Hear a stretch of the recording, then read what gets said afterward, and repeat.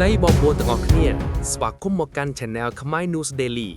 បាននិយាយពីយន្តហោះចម្បាំងអ្នកខ្លះប្រហែលជានឹកឃើញដល់ F-16 2របស់អាមេរិកឬ Su-57 របស់រុស្ស៊ីប៉ុន្តែថ្ងៃនេះខ្ញុំនឹងនាំអ្នកទាំងអស់គ្នាទៅមើលសត្វខ្លាមួយប្រភេទទៀតដែលវាមិនសូវអួតអាងតែសមត្ថភាពវាគឺស៊ីដាច់ច្រើនគ្រឿងបាត់ទៅហើយនោះគឺ JAS-39 Gripen មកពីប្រទេសស៊ុយអែតតើបងប្អូនដឹងថាយន្តហោះនេះអាចចុះចតលើផ្លូវឡានធម្មតារួចចាក់សាំងត្រឹម10នាទីរួចហោះទៅច្បាំងបន្តបានទេតោះកុំឲ្យខាតពេលយូរយើងទៅជម្រះមន្ទិលទាំងអស់គ្នាបងប្អូនស៊ុយអែតជាប្រទេសតូចតែគេមានខួរក្បាលអស្ចារ្យក្នុងសម័យសង្គ្រាមត្រជាក់គេនៅចន្លោះរុស្ស៊ីនិងអឺរ៉ុបគេគិតថាបើមានសង្គ្រាមប្រលានយន្តហោះប្រកាសជាត្រូវគេទម្លាក់គ្រាប់បែកខ្ទេចមិនខានចុះបើគ្មានប្រលានតើយន្តហោះហោះឡើងយ៉ាងម៉េចនេះហើយជាមូលហេតុដែល Gripen កើតឡើង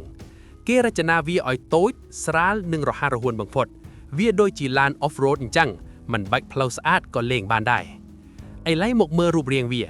បងប្អូនឃើញស្លាបតូច2នៅខាងមុខទេគេហៅថា canards វាដូចជាព្រួយត្រីអញ្ចឹងជួយឲ្យយន្តហោះនេះបត់បែនបានលឿនជាងយន្តហោះធម្មតាល្បឿនវាអាចហោះបានល្បឿនជិត2ដងនៃល្បឿនពន្លឺ Mach 2និយាយឲ្យងាយស្ដាប់បើបងប្អូនជិះវាពីភ្នំពេញទៅសៀមរាបគឺប្រហែល10វិនាទីអីហ្នឹងដល់បាត់ការចុះចតនេះចំណុចខ្លាំងវាមិនរើខ្លួនទេផ្លូវកៅស៊ូតាមខេត្តប្រវែង800ម៉ែត្រក៏វាចុះចតបានដែរហើយអ្នកបច្ចេកទេសតែ5-6នាក់ប្រើឡានដឹកសាំងមួយគ្រឿងគឺអាចធ្វើការបានហើយមិនបាច់ត្រូវការឧបករណ៍ទំនើបដូចយន្តហោះអាមេរិកទេ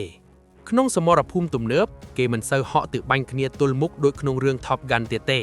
គេបាញ់គ្នាតាំងពីចម្ងាយ100គីឡូម៉ែត្រGripen មានមីស៊ីលឈ្មោះ Meteor អាហ្នឹងគេហៅថាបាញ់ហើយបំភ្លេចឬ Fire and Forget ឲ្យតែបាញ់ចេញហើយគឺវាដេញតាមគោលដៅដោយខ្មោចលងចឹងរត់មិនរួចទេ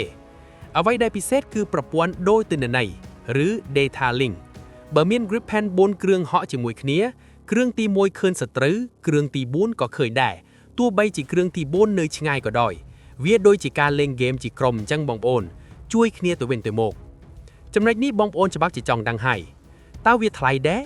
បើធៀបនឹង F-35 ដែលមួយគ្រឿងរាប់រយលានដុល្លារ Gripen គឺធូរថ្លៃជាងច្រើនហើយការថែទាំក៏ថោកដែរ